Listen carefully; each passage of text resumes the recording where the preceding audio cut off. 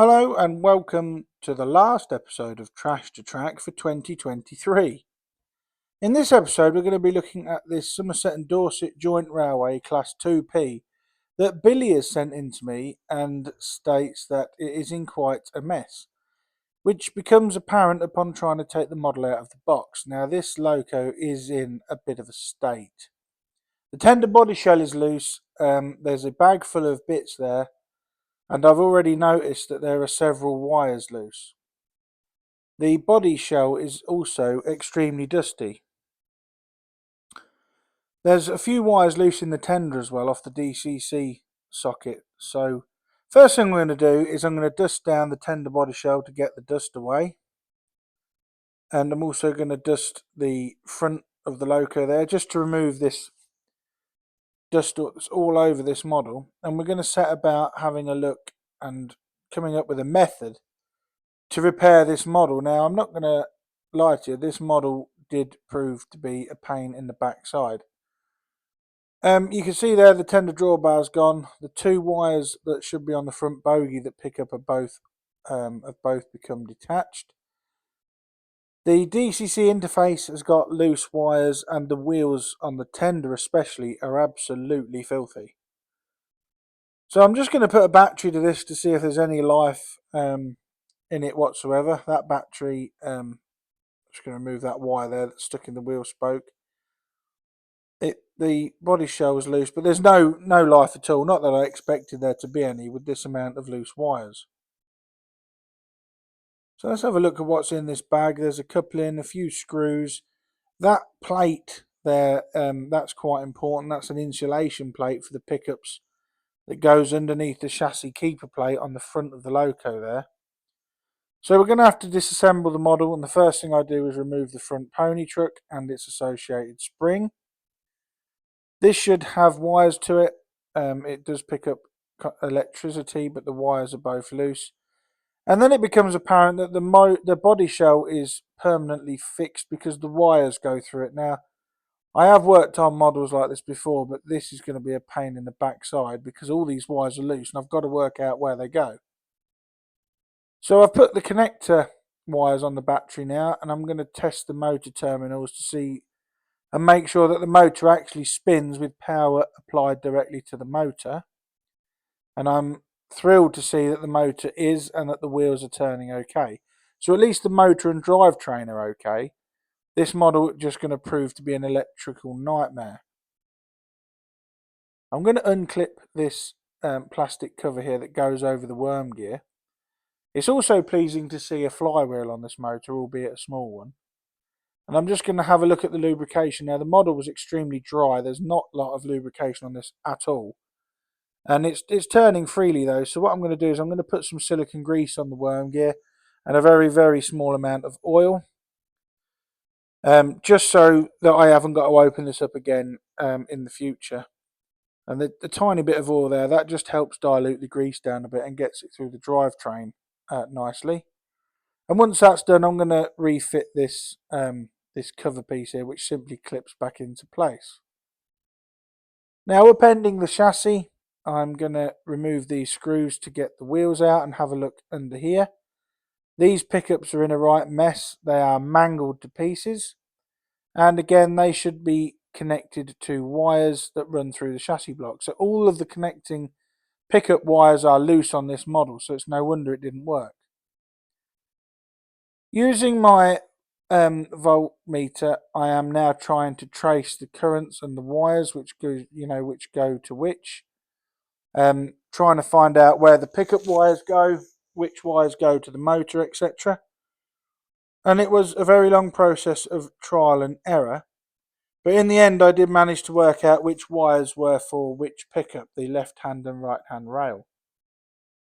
Which is a start, because at least now I've got the pickup wires correct. At least I know that there's not going to be any short circuits or problems there. Now, Billy did say to me that I could hardwire this and get rid of the DCC interface, which I would have done, but that would have limited me testing this model to a DC circuit on the dining room table, as James's layout isn't up to standard at the moment. So I thought I'd repair the DCC interface so that I could run it around my layout. And as I said, working through the wires, it took an hour, if not more, to work out which wires were going to which. Every time the voltmeter bleeped, I knew that I was onto a pickup wire, so that one there was put over to the right hand side. So I know that's the right hand side pickup. The left hand pickup, that was that one. And then these motor wires here, I needed to make sure they were isolated from everything else. So it was just a case of trial and error, although as you'll see in a minute, there was something hiding amongst the wiring that was going to throw me off kilter that I had no idea about. So that's a pickup wire there. They were threaded through the chassis block. Now before I start resoldering stuff, because everything on this model is connected and it is quite a pain to work on when it's all soldered together, I'm going to clean the wheels on the front pony truck there, and you can see they were quite dirty. So using a cotton bud of methylated spirits, I clean all the wheels and the wheel backs. It is important to clean the wheel backs as that is where the pickups press against. So removing the screw on the front pony actually removes this pickup plate here, and then I can actually remove the wheels in their entirety. And this does aid in cleaning these pickups. There was quite a bit of fluff and gunk around all of the pickups and axles on this model, so it has seen some quite heavy usage in the past. But being able to unscrew everything and having it come back into its component parts did make cleaning very, very easy. And you can see the dirt on the cotton bud there and just how much has come off this model. It's obviously been acquainted with an oil can of some sort in the past as well.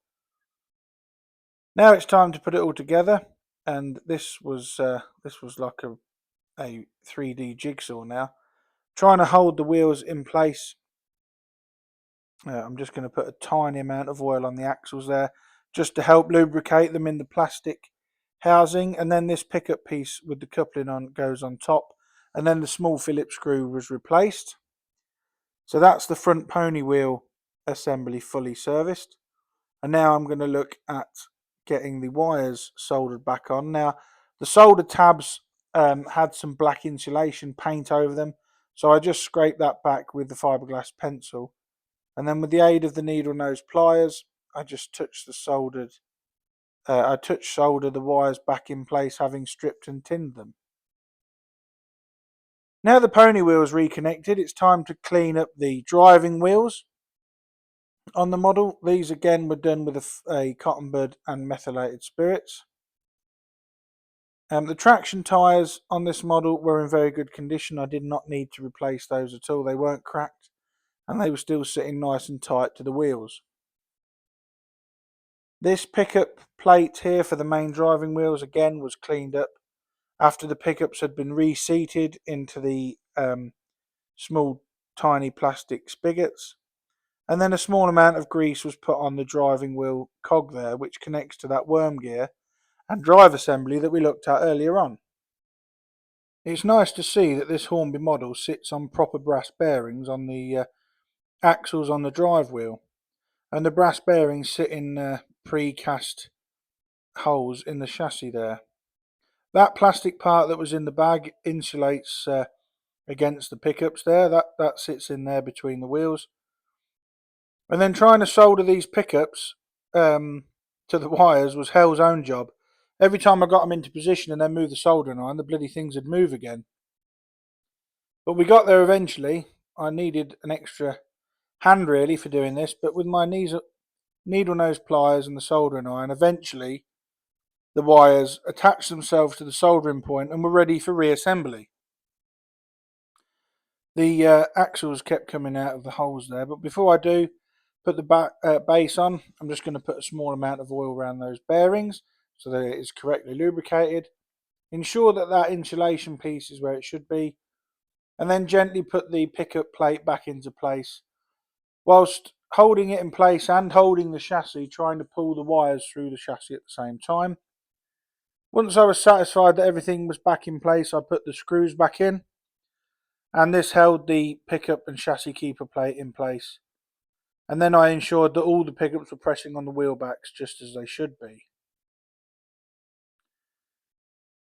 These small screws, there's two smaller screws and a longer screw. The longer screw goes there just next to the axle second screw in from the right hand side is longer than all the others. Now that that's all back in place, I'm going to refit the tender drawbar. Now this again is a fiddly job. It has to go through the hole in the body shell, past the wiring, and then sits on a lug on the chassis.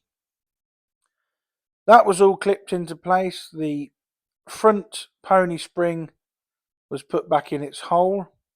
The pony truck was then put on top of the spring, and the retaining screw was then fed through and tightened up, ensuring that the spring is correctly seated, because if not, and unfortunately it wasn't when I filmed the running for this, it can cause the pony truck to derail. But after I'd noticed it was derailing in the running session, I readjusted the spring, and when Billy got the model back, he did state that it was running really nicely. So that's the front of the model rebuilt, and now we're left with this DCC interface with all these loose wires. Now I was trying to figure out which wire went to where, and using my voltmeter again, but something didn't make sense, and I don't think I'm the first person to go in here and alter the wiring, because I got a wiring diagram from Hornby with this model, and somebody had soldered the motor terminal to one of the pickups terminals on the DCC interface, which was what was throwing my fault finding into disarray. Once I'd removed the offending wire and put it where it should be, everything seemed to work properly.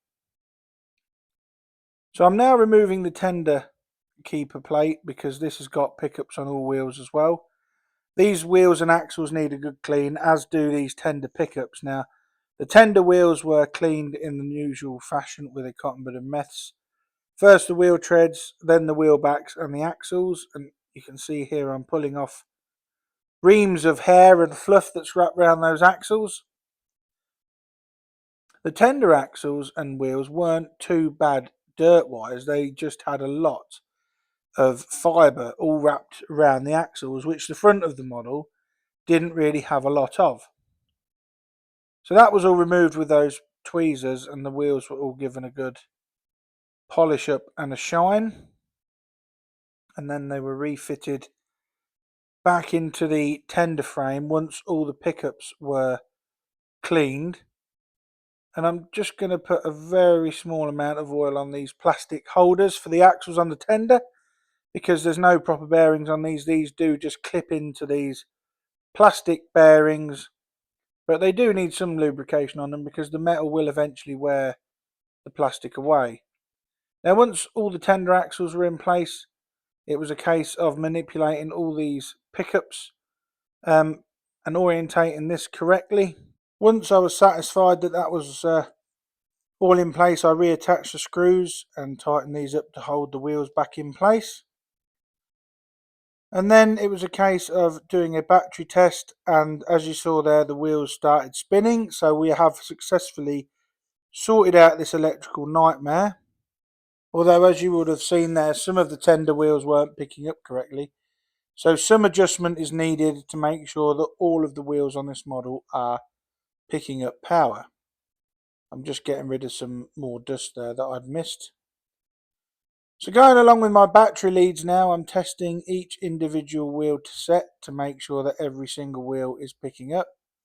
The two driving wheels are picking up fine. The rear ones needed some slight adjustment. The front pony wheels needed adjustment. But after that was all done and they were all picking up, my attention turned to fixing the screw thread holder on the body shell. Now I used some super glue for this, along with some baking powder. Now baking powder and super glue, they form a chemical bond, and it is extremely strong. It's sort of like a chemical reaction there. And this does need to be strong, as this holds the retaining screw in, this holds the tender body to the chassis. So I did all that, put the baking powder on the super glue, and then once it had fully dried, just adding a bit more super glue there for a strong bond. Once it had completely dried, I dusted away the excess powder, and then the tender body shell was put back in place with the clip that's on the back there, and then the screw that had luckily not been lost by Billy when this had broken in the past.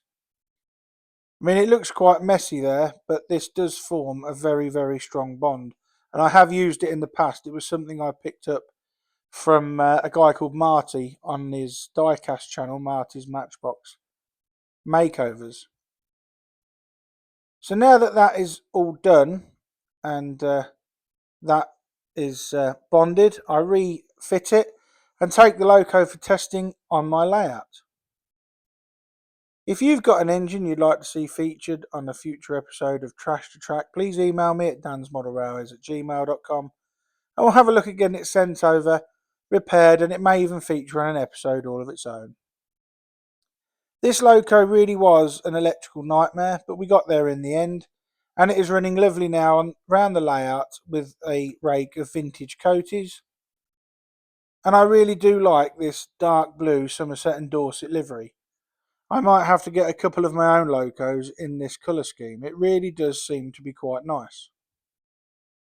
Thanks again for watching Trash to Track. Happy New Year to all my subscribers, old and new, and I will see you in 2024. Have a good one. Bye for now.